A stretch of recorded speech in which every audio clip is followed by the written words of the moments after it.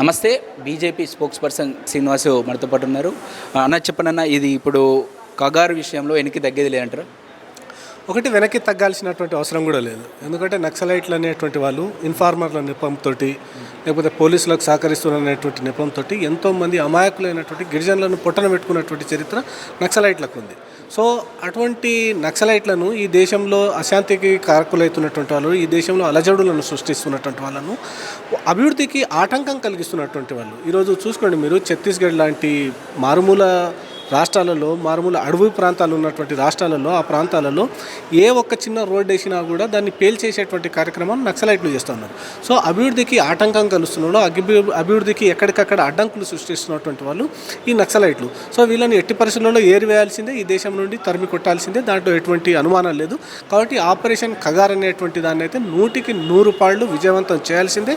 ఈ దేశంలో శాంతి భద్రతల స్థాపన జరగాలన్నా, ఈ దేశంలో అభివృద్ధి వేగంగా పరుగులు పెట్టాలన్నా, అమాయకులైనటువంటి ఎంతోమంది ఆదివాసుల యొక్క పుట్టన పెట్టుకున్నటువంటి ఈ నక్సలైట్లు, వాళ్ళ అభివృద్ధి ఎవరైతే పుట్టన పెట్టుకున్నటువంటి నక్సలైట్లు వాళ్ళ కుటుంబాలకు న్యాయం జరగాలన్నా కూడా ఆపరేషన్ కగార్ అనే దాన్ని 100కి 100 పాళ్ళు విజయవంతం చేయాల్సినటువంటి అవసరం. చర్చలు జరపవచ్చు కదా, గత ప్రభుత్వాలు కూడా జరిపినాయి కదా, ఇప్పుడు జరపడానికి ఇబ్బంది ఏముంది ప్రభుత్వాన్ని? అంటే చర్చలు జరిపేటువంటి అవకాశాలు ఉంటే జరుపుతారు. ఎట్లా జరుపుతారంటే, నువ్వు ఆయుధాలను వీడి తర్వాత వస్తే చర్చలు జరుపుతారు. కానీ నువ్వు ఒకవైపు ఆయుధాలను పట్టుకొని రెండో వైపు ప్రభుత్వంతో చర్చిస్తామంటే ఎందుకు చర్చిస్తారు? చర్చించేటువంటి అవకాశం ఉండదు కదా. ఆయుధాలను వీడండి, జనజీవన స్రవంతిలోకి రండి, ప్రజలతోటి కలవండి, అప్పుడు ప్రభుత్వాలు చర్చిస్తాయి. దాంట్లో ఎటువంటి అడ్డంకులు లేవు. కానీ నువ్వు ఒకవైపు ఆయుధాన్ని పట్టుకొని తుపాకీ గొట్టం ద్వారా నేను రాజ్యాధికారం సాధిస్తా అని ఒకవైపు పిలుపునిచ్చుకుంటూ రెండో వైపు చర్చలు జరపమని అంటే ఎట్లా సాధ్యమవుతుంది? దానికి తోడు ఈరోజు నక్సలైట్లు అనేటువంటి వాళ్ళు 1% ముందడుగేస్తే 99% అర్బన్ నక్సలైట్స్ కదా ఈరోజు ఈ రాష్ట్రంలో ఎక్కడికక్కడ శాంతి చర్చల కమిటీల పేరు మీద వాళ్ళు చేస్తూ ఉన్నారు. నిజంగా మరి వీళ్ళు ఎవరైతే శాంతి చర్చల కోసం మేము ముందడుగేస్తామని చెప్పేటువంటి అర్బన్ నక్సలైట్లు ఈ సమాజంలో ఎవరైతే ఉన్నారో వాళ్ళకి అదే పిలుపునివ్వాలి. మరి మీరు తుపాకీ వీడి రండి, మేము ప్రభుత్వంతో నెగోషియేట్ చేస్తాము, చర్చలు చేద్దాము, ఏం మనకున్నటువంటి డిమాండ్ లేదో వాటి పరిష్కారం కోసం ప్రయత్నం చేద్దామనేటువంటి పిలుపునివ్వాలి కదా. అవి లేకుండా రెండో విషయం మీరు ఇంకోటి కూడా గమనించండి. ఇప్పుడు ఈరోజు శాంతి చర్చల పేరు మీద శాంతి చర్చల కమిటీలు అని చెప్పేసి ర్యాలీలు తీస్తున్నటువంటి సంఘాలు ఎవరైతే ఉన్నాయో వాళ్ళందరూ ఎవరండి? వాళ్ళందరూ నక్సలైట్లే. గతంలో నాకు తుపాకులు పట్టినటువంటి వాళ్ళు, గతంలో ఎంతోమందిని చంపినటువంటి వాళ్ళు, గతంలో అభివృద్ధిని అడ్డుకుంటున్నటువంటి వాళ్ళు ఈరోజు జనజీవన స్రవంతిలోకి వచ్చిన తర్వాత వాళ్ళు ఈరోజు శాంతి కావాలి, శాంతి చర్చల పేరు మీద ప్రభుత్వంతో చర్చలు చేస్తామని చెప్పేసి మాట్లాడుతున్నారు. వీళ్ళు ఎవరు మాట్లాడడానికి? వీళ్ళకు ఉన్నటువంటి తేడా వాడు నక్సలైటు అడవిలో ఉన్నాడు, నువ్వు ఇక్కడ సమాజంలో తిరుగుతున్నావు, ఇద్దరికి పెద్ద తేడా లేదు కదా. కాబట్టి నువ్వు ఒకవేళ చర్చలు జరగాలనంటే నువ్వు తుపాకీని పక్కన పెట్టాలి, తర్వాత ప్రభుత్వాలు చర్చిస్తాయి. అంటే గతంలో కూడా ఇలాంటి చర్చలు జరిగినాయి, తర్వాత మళ్ళీ వాళ్ళు కంటిన్యూ చేశారు. కానీ ఈ యొక్క ఎన్కౌంటర్ పెద్ద మనుషులే, వాళ్ళు కూడా మనుషులే కదా, వాళ్ళని చంపుకుంటూ పోతే ఎలా అని చెప్పేసి అంటున్నారు. అందుకనే అంటున్నారు కదా, ప్రభుత్వాలు ఇప్పటి నుంచి కాదు, కేంద్ర ప్రభుత్వం నరేంద్ర మోడీ గారి నాయకత్వంలో ప్రభుత్వం వచ్చినప్పటి నుండి గత 10 ఏళ్ల నుండి కూడా పిలుపునిస్తూనే ఉన్నాం. మేము తుపాకులను పక్కన పెట్టండి, జనజీవన స్రవంతిలోకి రండి, అభివృద్ధిలో భాగంగా అండి, దేశాభివృద్ధిలో భాగంగా అండి అని పిలుపునిస్తూనే ఉన్నాం. ఇదేదో ఈరోజు నిన్నటి నుండి ఈరోజు మొదలుపెట్టినటువంటిది కాదు, గత 15 సంవత్సరాలుగా చేస్తూ ఉన్నాం. మేము గత 15 సంవత్సరాల నుండి నరేంద్ర మోడీ గారి ప్రభుత్వం 12 సంవత్సరాల నుండి నరేంద్ర మోడీ గారు మొదటిసారిగా ప్రధానమంత్రి అయినప్పటి నుండి పిలుపునిస్తూనే ఉన్నాం. నక్సలైట్లు అభివృద్ధికి ఆటంకం కలిగించకండి, అభివృద్ధికి అవరోధంగా మారకండి, తుపాకులను పక్కన పెట్టి. అసలు వాళ్ళు పెద్ద ఇబ్బందులు ఏం కూడా ఇచ్చారు? ఏదైనా భూ సమస్యలు వాటిపైనే కొట్లాడారు. వాళ్ళు ఎవరైతే భూమి ఎక్కువ పొజిషన్లు ఉన్నాయో వాళ్ళని బెదిరించారు తప్ప అంతకుమించి ఏం చేయలేదు. వాళ్ళు తన భూమి గుంజుకొని జనాలకు పంచారు కదా, జనాలకు లాభం జరిగిందా దానివల్ల, నక్సలిజం వల్ల అంటారు మీరు? అది ఎప్పుడు జరిగిందో కానీ ఇప్పుడు జరుగుతున్నది ఏంది? మీరు ఏ రోజైనా చూడండి, ఇన్ఫార్మర్ల నెపంతో ఎవరిని చంపుతున్నారు? అమాయకులైనటువంటి గిరిజనులను చంపుతున్నారు కదా. అసలు మీకు అనుమానం ఉంటే సరిపోతుంది.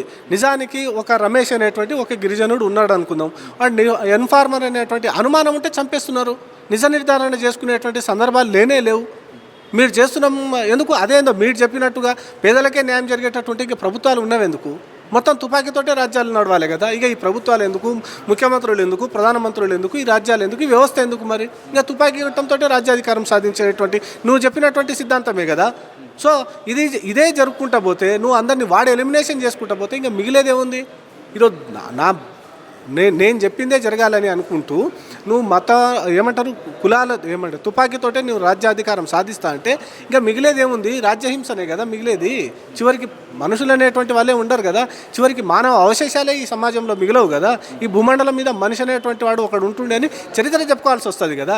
కాబట్టి ఇది పక్క దారి పట్టాలి, దీన్ని పక్కన పెట్టాలి అనేటువంటిది భారతీయ జనతా పార్టీ కావచ్చు, కేంద్రంలో నరేంద్ర మోడీ గారి సర్కార్ కావచ్చు అదే పిలుపునిస్తూ ఉన్నారు. ప్రభుత్వాలు గాడిని తప్పాయి కాబట్టి ఒక మావోయిస్టు ఉండాలి అని చెప్పేసి ప్రజలు కోరుకుంటున్నారని చెప్పేసి అంటున్నారు. మీరేమంటారు? ప్రజలు కోరుకోవట్లేదు, ప్రజలు కోరుకుంటున్నారు అని చెప్పేసి ప్రజల మీద వాళ్ళు ఏదో చెప్తా ఉన్నారు తప్పిస్తే ఈరోజు ఛత్తీస్గఢ్ లాంటి అడవులలో గిరిజనులు స్వాగతం పలుకుతూ ఉన్నాయి కదా, సైనిక దళాలు వెళ్తూ ఉంటే వాళ్ళకి షెల్టర్ ఇస్తూ ఉన్నాయి కదా, వాళ్ళకు నీళ్లు పోస్తూ ఉన్నాయి కదా. మరి ఇంక ఏ ప్రజలు వాళ్ళకు సహకరిస్తున్నారు చెప్పండి? సహకరించేటువంటి వాళ్ళు ఉన్నారు. ఇక్కడ చెప్పేటువంటి శాంతి చర్చల కమిటీల పేరు మీద ఇక్కడ ఈ సమాజంలో ఉన్నటువంటి అర్బన్ నక్సల్స్ ఎవరైతే ఉన్నారో వాళ్ళు సహకరిస్తున్నారు. గతంలో తుపాకీ పట్టుకున్నటువంటి వాళ్ళు ఈరోజు సమాజంలో ఉంటూ అడవిలో ఉన్న వాళ్ళకు సహకరిస్తున్నారు తప్పిస్తే నిజమైనటువంటి అడవి బిడ్డలు ఎవరైతే ఉన్నారో, నిజమైనటువంటి పౌర సమాజం ఏదైతే ఉందో అదంతా కూడా దాన్ని వ్యతిరేకిస్తూనే ఉన్నది. ఈ నక్సలిజం అంతం కావాలని పిలుపునిస్తూనే ఉన్నది. మీరు చెప్పినట్టుగా ఎక్కడ కూడా సమాజం ప్రజలు వాళ్ళు నక్సలైట్లు ఉండాలని ఎవరు కోరుకోవట్లేదు. ప్రజలు కోరుకుంటున్నది నక్సలైట్లు ఉండొద్దని కోరుకుంటున్నారు. ప్రజలు కోరుకుంటున్నది నక్సలైటు సమాజం నక్సలైట్స్ వ్యవస్థ అనేటువంటిది అంతం కావాలని కోరుకుంటా ఉన్నది. మీరు చెప్పినట్టుగా ఎవరు కోరుకుంటున్నారంటే గతంలో నక్సలైట్గా ఉన్నటువంటి వాళ్ళు, గతంలో తుపాకీ పట్టినటువంటి వాళ్ళు, గతంలో జనాలను చంపినటువంటి వాళ్ళు ఈరోజు సమాజంలో చివరికి బీఆర్ఎస్ పార్టీ కేసీఆర్ కూడా కోరుకుంటుండే కదా, వాళ్ళ మీద సానుభూతి చూపిస్తుండే. నిజంగా సానుభూతి చూపించేటట్టయితే కేసీఆర్ గారు అధికారంలో ఉన్నప్పుడు వారు కూడా ఎన్కౌంటర్ వాళ్ళ 10 ఏళ్ల కాలంలో కూడా ఎన్కౌంటర్లు జరిగినాయి కదా.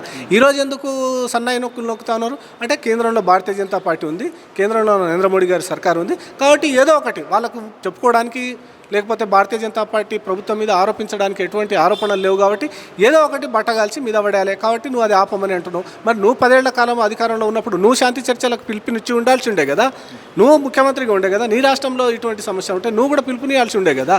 మరి నువ్వు పిలుపునియకుండా నువ్వు అధికారంలో ఉన్నప్పుడు నువ్వు కూడా ఎన్కౌంటర్లు చేసి చంపినటువంటి ముఖ్యమంత్రిగా ఆ రోజు కేసీఆర్ గారు ఉన్న రోజులలో మరి ఈ రోజు ఎందుకు పిలుపునివ్వాల్సి వస్తుంది? అంటే నీ యొక్క డ్యువల్ స్టాండర్డ్స్ అంటే నీ ద్వంద్వ ప్రమాణాలు అనేటువంటివి అర్థమవుతలేదా? అంటే మావోయిస్టులు అసలు వాళ్ళు చేసిన ఉద్దేశం బాగానే ఉంది, కాకపోతే ఎక్కడో వాళ్ళతో మాట్లాడితే ఒక్కసారి పోయేది ఏముంది అని ఒక అభిప్రాయం వినిపిస్తుంది. అదే చెప్తున్నా నేను, ఇందాక కూడా చెప్పా, మాట్లాడితే అయిపోతుందని. మేము గత 10 సంవత్సరాలతో సాల్వ్ అయ్యేది, చర్చలతో సాల్వ్ అయ్యేది, చంపేదాకెందుకు? అది ఎవరు ఆలోచించాలి? అది ఎవరు ఆలోచించాలి? ఇప్పుడు మీరు ఒకటి గుర్తుపెట్టుకోండి, 10 సంవత్సరాలు నేను ఇందాక కూడా అదే మాట చెప్పా. గత 10-15 సంవత్సరాల నుండి మేము అదే మాట చెప్తున్నాం, తుపాకులు విడండి, మాట్లాడదాము, చర్చిద్దాము, మీ సమస్యలు ఏమున్నాయో మాట్లాడదామని చెప్పేసి గత 10-12 సంవత్సరాల నుండి పిలుపునిస్తూనే ఉన్నాం కదా. మేము పిలుపునియకుండా లేదు మా పంథ మాదే, మీరు చెప్పినటువంటి మాట మేము వినము అని అన్నప్పుడు ప్రభుత్వాలు ఉన్నాయి ఎందుకు? ఎవరో ఒకరిద్దరు బెదిరిస్తే బెదిరిపోతే ఇక ప్రభుత్వాలు ఉన్నాయి ఎందుకు? వాళ్ళు బలహీనంగా పడ్డారు, వాళ్ళు తన అత్యధికమైనటువంటి ఆయుధాలు లేవు. మీరు ప్రభుత్వం ఒకేసారిగా బలగాలు 1000 సంఖ్యలో పంపించి చంపేస్తే వాళ్ళు అసలు బలహీన రిటర్న్ ప్రతిఘటించే స్థాయిలో కూడా లేరు. అట్లాంటప్పుడు వాళ్ళని ప్రతిఘటించే స్థాయిలో లేనప్పుడు నువ్వు చర్చలకు రావాలా రాకూడదా? రావాలా వద్దా? మీరే చెప్పండి. ఇప్పుడు బలహీనమైనటువంటి పరిస్థితుల్లో మీరు ఉన్నారండి.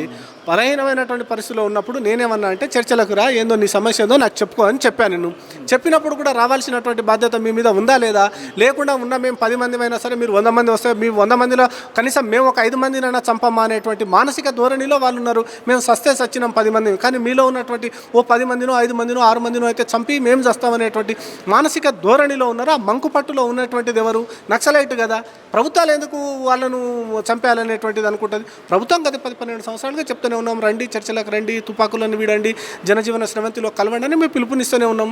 నువ్వు పిలుపునిచ్చినటువంటి దాన్ని పక్కన పెట్టేసి మేము ఎంతకైతే అంతకు తెగిస్తామని చెప్పి మంకుపట్టు పడుతున్నది ఎవరు? నక్సలైట్లు. సామరస్యంగా గతం ప్రభుత్వాలు, వైఎస్ఆర్ ప్రభుత్వం కావచ్చు, వీళ్ళందరూ మాట్లాడి జనస్రవంతిలోకి తీసుకొచ్చారు కదా వాళ్ళను. మీరు కూడా అలా ఎందుకు? 100% సక్సెస్ కాలేదు కదా, 100% సక్సెస్ కాలేదు. ఆ రోజు కూడా ఇదే జరిగింది. వాళ్ళు తుపాకులను వీడలేదు, చర్చలు సఫలం కాలేదు.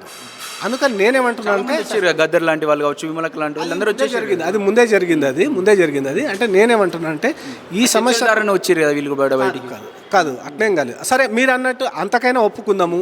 ఎంతమంది వచ్చారు, ఉన్నది ఎంతమంది, బయటకు వచ్చింది ఎంతమంది? పోనీ వచ్చినటువంటి వాళ్ళన్నా ఇక్కడైనా మంచి పద్ధతిగా ఉన్నారా? మీరు చెప్పినట్టుగానే నేను అది కూడా ఒప్పుకుంటా, శాంతి చర్చల కారణంగానే వచ్చిరు అనుకుందాము. వచ్చినటువంటి వాళ్ళైనా వచ్చి కరెక్ట్గా ఉన్నారా? మళ్ళీ సమాజంలో అడవుల్లో తుపాకీ పట్టుకొని చేసిరు, ఇక్కడ తుపాకీ లేకుండా చేస్తున్నారు కదా, అంతే తేడా ఏముంది?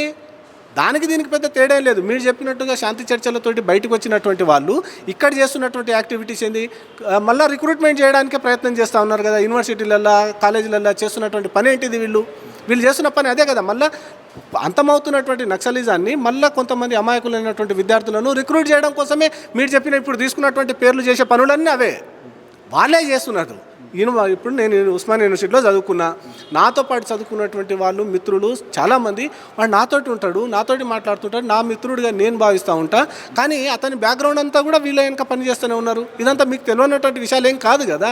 వాడు విద్యార్థిగా ఉంటూ ఎంతోమంది వాళ్ళకు లోపాయికారిగా సహకరిస్తున్నటువంటి చాలామంది ఉన్నారు. మీరు చెప్పినటువంటి వాళ్ళు శాంతి చర్చల ద్వారా బయటకు వచ్చినప్పుడు చేయాల్సిన పని ఏంటిది, నీ బిజినెస్ ఏదో నువ్వు చేసుకోవాలి, నీ బతికేదో నువ్వు బతకాలి, నీ పిల్లల భవిష్యత్తు ఏదో నువ్వు చూసుకోవాలి. పోరాటాల పైన ప్రశ్నించొద్దా వాళ్ళు మాట్లాడొద్దా? ప్రజా పోరాటాలు చేయండి, నేను కాదనట్లేదు. ప్రజా పోరాటాలు చేయండి, ప్రజల సమస్యల మీద స్పందించండి, ప్రజల సమస్యల మీద ప్రభుత్వాలను ప్రశ్నించండి. అది బీజేపీ ప్రభుత్వమైనా కావచ్చు, కాంగ్రెస్ ప్రభుత్వమైనా కావచ్చు, ఇంకే ప్రభుత్వమైనా కావచ్చు. కానీ నీ హిడెన్ ఎజెండా ఏంటిది? నువ్వు ప్రజల సమస్యల మీద పోరాటం చేయాల్సినటువంటి నువ్వు ఇండైరెక్ట్గా డైరెక్ట్గా అంతమవుతున్నటువంటి నక్సలిజాన్ని రిక్రూట్మెంట్ చేస్తున్నావు కదా. దాన్ని నేను ప్రశ్నిస్తున్నా. ప్రజల సమస్యల మీద ప్రశ్నిస్తే నాకు ఎటువంటి బాధ లేదు, నొప్పి లేదు. అది నా ప్రభుత్వం ఉన్నా ప్రశ్నించాల్సిందే, ఇంకో ప్రభుత్వం ఉన్నా ప్రశ్నించాల్సిందే.